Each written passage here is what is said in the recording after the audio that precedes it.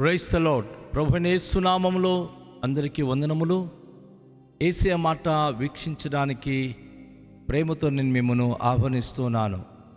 ఈ సమయంలో లూకా సువార్త 4వ అధ్యాయము 5వ వచనం నుండి 8 వచనాల వరకు ధ్యానించుకుందాం. అప్పుడు అపవాది ఆయనను తీసుకొని పోయి భూలోక రాజ్యములన్నిటినీ ఒక్క నిమిషములో ఆయనకు చూపించి, ఈ అధికారమంతయు ఈ రాజ్యముల మహిమయు నీకిత్తును, అది నాకు అప్పగింపబడి ఉన్నది. అది ఎవనికి నేను ఇయ్యగోరుదునో వానికి ఇత్తును. కాబట్టి నువ్వు నాకు మ్రొక్కితివా, ఇదంతయు నీదగునని ఆయనతో చెప్పెను. అందుకు యేసు నీ దేవుడైన ప్రభువునకు మ్రొక్కి ఆయనను మాత్రమే సేవింపవలెను అని వ్రాయబడి ఉన్నదని వానికి ప్రత్యుత్తరము ఇచ్చెను. దేవునికి ప్రియ బిడ్డలారా, ఈ ఉదయకాల సమయంలో ఈ లోకములో ఎదురవుతున్న ఒక భయంకరమైనటువంటి సంఘటన గురించి ప్రభు మనకు నేర్పిస్తున్నాడు. ప్రతి మనిషికి ఒక గొప్పవాడవ్వాలని, ఒక గొప్ప స్థాయికి వెళ్ళాలని, లోకరాజ్యము గెలవాలని, తనకున్న ఉనికి చాటి చెప్పాలని, ఆయన ఒక గొప్ప స్థితిలో స్థిరపడాలని ఆశలు, కోరికలు ఉన్నాయి. ఎందుకంటే ఇది లోక సంబంధమైనవి. యేసు ప్రభువారు అపోస్తలుడు పౌలు ద్వారా మాట్లాడుతూ, అపోస్తలుడు యోహాను ద్వారా మాట్లాడుతూ, తన మొదటి యోహాను పత్రిక 2వ అధ్యాయం 15-16 వచనంలో ఆయన ఒక మాటను తెలియచేశారు. ఈ లోకమైనను లోకమును వాటిని ప్రేమింపకుడి. లోకములో ఉన్నదంతయు అనగా శరీరాశ, నేత్రాశ, జీవపు ఢమ్మము, ఇది దేవుని వలన కలిగినవి కావు, ఇది లోక సంబంధమైనవే. నా ప్రియ సోదరి సహోదరుడా, ఈ అపవాదైన సాతానుడు ఒక రాయి అది రొట్టె అగినట్లు ఆజ్ఞాపించు, అది రొట్టె అయిన తర్వాత నువ్వు భుజిస్తావని చెప్పి శరీరానికి సంబంధించిన శోధించాడు. ఇప్పుడు రెండో శోధన ఎటువంటిదంటే, ఒక మనిషికి ఉన్నటువంటి స్థితిగతులలో గొప్ప చేసుకొని మనిషి లోకంలో ఎందులో తగ్గకుండా హోదా కలిగి, లోక రాజ్యములన్నీ నావి, ఈ ధనము, ఈ ఆస్తి, ఈ జనము నాది అని లోకంలో ఠీవిగా బ్రతకడానికి, తన జీవితంలో తనకు సంబంధించినటువంటి ప్రతిదీ కూడా ఆయన పొందుకోవడానికి, శరీరాశ, నేత్రాశ, జీవపు డంబం అని ఉంది కదా. అవును, తన కంటికి కనబడినవన్నీ తనదైపోవాలి. కంటికి కనబడిన ప్రతిదీ తను పొందుకోవాలి. అది సాతానుడు తెచ్చిన రెండో శోధన. యేసు ప్రభును ఎత్తుకొని పోయి భూలోక రాజ్యం అంతటిని ఒక్క నిమిషములో ఆయనను చూపించాడు. ఈ భూలోక రాజ్యములన్నీ కూడా ఒక నిమిషములో చూపించే ప్రక్రియ ఈరోజు మనుషుల చేతికి వచ్చింది కదండి. మనిషి ఎక్కడ కూర్చున్నా ప్రపంచమంతా కూడా ఆయన చూడగలడు. అంటే ఈ సెల్ ఫోన్ తయారు కాకముందే సాతానుడు యేసు ప్రభుకి అరచేతిలో ప్రపంచమంతా చూపించగలిగాడు.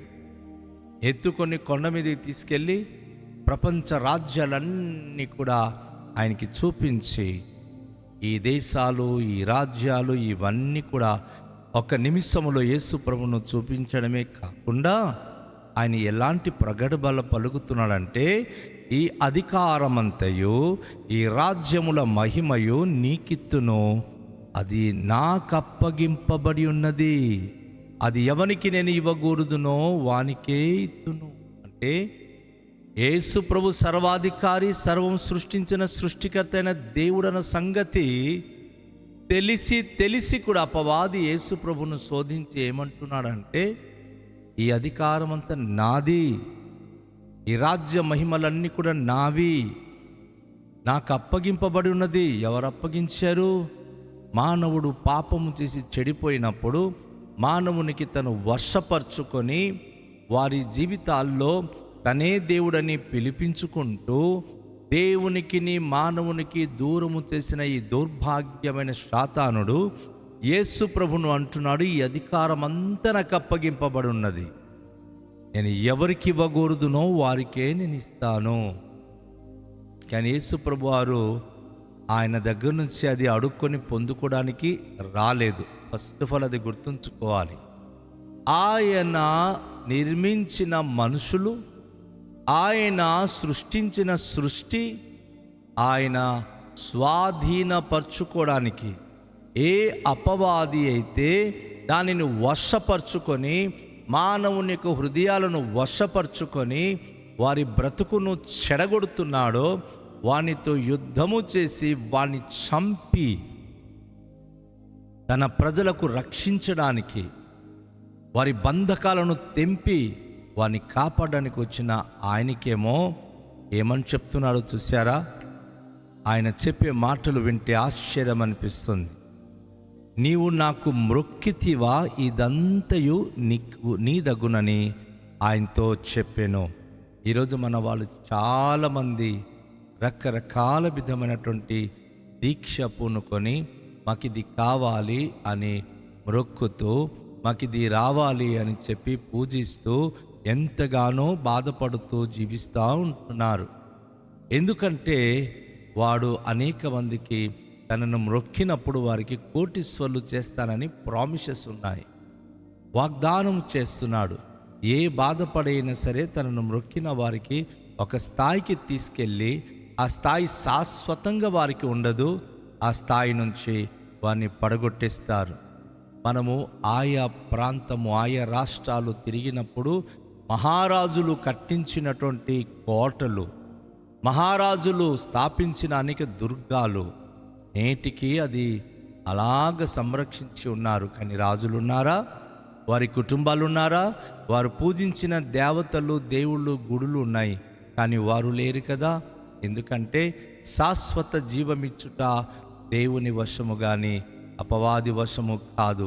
అపవాది లోకరాజ్యంలో ఏదో ఇస్తానో రొక్కన్ని అంటాడు, ఇచ్చిన తర్వాత వాడిని చంపేస్తాడు, వాడు తీసుకెళ్ళిపోతాడు. ఆ కోట పోతుంది, ఆ రాజ్యము కూలిపోతుంది, వారి బ్రతుకు నాశనమైపోతుంది. అందుకే ఏ మనిషి ఎప్పుడు కూడా తన ధనాన్ని బట్టి అతిశయించకూడదు, తన బలాన్ని బట్టి అతిశయించకూడదు, తనకున్న స్థితిగతులను బట్టి అతిశయించకూడదు అని భక్తుడైనటువంటి ఇర్మియా ఆయన తన 9వ అధ్యాయం 5వ వచనంలో ఈ విషయాన్ని రాస్తాడు. మనము అతిశయించేసేది దేవుని బట్టి. జీవం కలిగిన దేవుడు మాకు దేవుడై ఉన్నాడని అతిశయించాలి తప్ప లోక సంబంధమని ఏదో ఒక వస్తువును బట్టి, రాజ్యమును బట్టి, అధికారం బట్టి, జ్ఞానాన్ని బట్టి అతిశయించకూడదు. సో సాతాను ఏమంటాడంటే, నన్ను నువ్వు ఒక్కసారి మ్రొక్కితే ఈ లోక రాజ్యములన్నీ నీదైపోతాయి. అవునండి, సాతానుడు ఈ భ్రమ పెడతాడు. మీరు ఉంగరం ధరించుకుంటే కోటీశ్వర్లు అయిపోతారు, మీరు ఈ యొక్క హారం వేసుకుంటే కోటీశ్వర్లు అయిపోతారు. క్రైస్తులైనా, హిందువులైనా, ముస్లిమ్స్ అయినా ప్రలోభాలు పెట్టి దైవం గురించి బోధించడము శుద్ధ తప్పు. దేవునిగా బోధిద్దాం. ఆయన ఎవరి హృదయాంతరంగంలో ఉంటే, నా పరిశుద్ధ బైబిల్ గ్రంథం చెప్తుంది, సంతుష్టి సహితమైన దైవభక్తి గొప్ప లాభ సాధకమై ఉన్నది. నువ్వు దేవునికి భక్తి చేసినప్పుడు ఆశించి భక్తి చేయడం తప్పు, సంతృప్తి కలిగి భక్తి చేయడం మంచిది. నీవు, నీ కుటుంబము, నీ సమాజము అందరూ సుభిక్షంగా ఉండాలి, సంతోషంగా ఉండాలి అంటే నీ దీక్ష దేవుడు అంగీకరించాలి. ఆత్మీయతలోనూ ఎదగాలి. దేవుడు అది మన జీవితం నుంచి కోరుతున్నట్లుగా ఈరోజు పరిశుద్ధ వాక్యం మనకు బోధిస్తుంది. అందుకే సాతానుడు తనకు మ్రొక్కిన వారికి గొప్పవాళ్ళుగా చేస్తున్నాడు, కానీ అది కొద్ది దినాలు, కొద్ది నెలలు, కొద్ది సంవత్సరాలు తర్వాత అక్కడది ఉండదు. దేవుని బట్టి ఎవరైతే జీవిస్తున్నారో శాశ్వత కాలం వారు ఉంటారు. తరతరాలు ప్రభు మహిమ కొరకు వారు జీవిస్తారు. ఎందుకనగా దేవుని రాజ్యము అంతము లేనిది. అంతము లేనిది. కనుక సాతానుడు యేసయ్యకి భ్రమపరిచినప్పుడు యేసయ్య ఎంత సున్నితంగా జవాబిచ్చాడంటే, అందుకు యేసు నీ దేవుడైన ప్రభువును మ్రొక్కి ఆయనను మాత్రమే సేవింపవలెను అని వ్రాయబడి ఉన్నదని వానికి ప్రత్యుత్తరం ఇచ్చెను. సాతానికి ప్రభు అంటున్నాడు, నీ దేవుడైన యెహోవా ప్రభువునే మ్రొక్కు. ఈ సర్వ సృష్టికి ప్రభు యజమానుడు ఒక్కడున్నాడు. ప్రకాశవంతంగా మహామహిమగల మహోన్నతుడైన దేవుడు, ఈ సృష్టి యావత్తుకు ఆయన యజమానుడు. ఆయనకే మొరకాలి, ఆయనకు మాత్రమే సేవించాలి. ఈ మాట నువ్వు ఎప్పుడు చూడలేదా? ఈ వాక్యము నువ్వు ఎప్పుడు పరిశుద్ధ గ్రంథములను చూడలేదా అని. ఎందుకంటే సాతాను కూడా బైబిల్ చదువుతాడు, సాతాను కూడా బైబిల్ మాటలు వింటాడు, సాతాను కూడా బైబిల్ ఉన్న అనేక విషయాలు వాడు నేర్చుకుంటున్నాడు. ఎందుకంటే సాతానుడు మామూలు విశ్వాసి కంటే సాతానుడికి బైబిల్ గురించి చాలా ఎక్కువ తెలుసు. క్రైస్తులు సరిగా చదవట్లేదు, క్రైస్తులు సరిగా దేవునికి వాక్యం ధ్యానించట్లేదు. కానీ సాతానుడు క్రైస్తులను పడగొట్టడానికి బైబిల్లో ఉన్న ప్రతి వచనాలు చదువుతాడు, ప్రతి వచనాలు గుర్తుంచుకుంటాడు. ఒకటి, వాడు నమ్మడు కనుక అగ్నిలోనికి వెళ్ళి కాల్చబడబోతున్నాడు. ఒక్క మాటలు విన్నా అది మనం నమ్ముతాము కనుక జీవంలోనికి మనం దాటుతున్నాం. ఇదే తేడా. సాతాను ఎప్పుడు దేవుడికి నమ్మడు, మాట వింటాడు, గుర్తుంచుకుంటాడు. కానీ మనం ఆ మాట వినాలి, ఆ ప్రకారంగా చేస్తే కదలించబడని స్థిరమైన జీవితం కలిగిన వారమై ఉంటామని దేవుని యొక్క వాక్యం ద్వారా మనం వింటున్నాం. సో దేవుని యొక్క ప్రియ సంఘమా, దేవుని యొక్క ప్రియ బిడలారా, ఈరోజు ప్రలోభాలకు ఎప్పుడు లొంగిపోవద్దు. ప్రలోభాలు చెప్పేవాడు సైతానుడు. మనలో వ్యక్తిగతంగా సామర్థ్యతనిచ్చువాడు దేవుడు. మనం ఏ పేదరికతలో ఉన్నా, ఎలాంటి దుఃఖ కష్టాలు మన జీవితాలు గడుపుతున్నా, మనకు సహాయము చేయగలిగిన వాడు దేవుడు, మనకు మేలు చేయగలిగిన వాడు దేవుడు. కనుక ఆయన మాటలు విందాం, ఆయన వాక్యాన్ని బట్టి జీవిద్దాం, ఆయనకు మన నమ్మకం కలిగి ఆయనకి సేవిద్దాం. ఎందుకంటే మనస్ఫూర్తిగా ఆయనకి సేవించినప్పుడు పూర్ణ హృదయంతో, పూర్ణ ఆత్మతో, పూర్ణ మనసుతో మన దేవుడైన యెహోవాను ప్రభువును సేవించినప్పుడు దేవుడు సంపూర్ణంగా మన హృదయంలో నివసిస్తాడు. సంపూర్ణంగా ఆయన మన హృదయంలో వసించి మనకు దీవెన అనుగ్రహిస్తాడు. ఈ విషయంలో ఎలాంటి సందేహము లేదు, ఎలాంటి బలహీనత పడాల్సిన అవసరము లేదు. కనుక రండి, తలలుంచుకొని దేవునికి మనము ప్రార్థన చేద్దాం. ప్రభువా, ఏ ప్రలోభాలకు లోబడిపోయిన వారుగా కాక మా మహిమగల ప్రభుకే మేము నమ్మకం కలిగి సేవించి ఆయన ద్వారా పోషించబడే అట్టి గొప్ప హృదయం, అట్టి గొప్ప మనస్సు, అట్టి గొప్ప విశ్వాసం మా జీవితాలకు దయచేయమని దేవునికి మనము అడుగుదాం. మిక్కిలి దయగల పరలోకపు తండ్రి, మీ పరిశుద్ధ నామమునకు వేలాది వందనాలు, స్తోత్రాలు. మీకే మహిమ, ఘనత, ప్రభావములు చెల్లించుకొనుచున్నాం.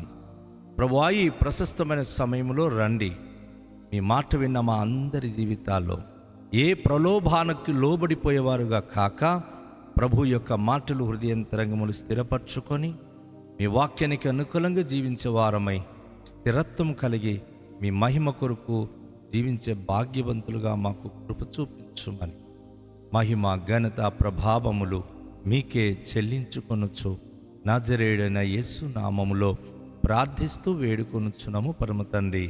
ఆమేన్. అందరికీ షాలోం. ప్రభు మనను దీవించునుగాక.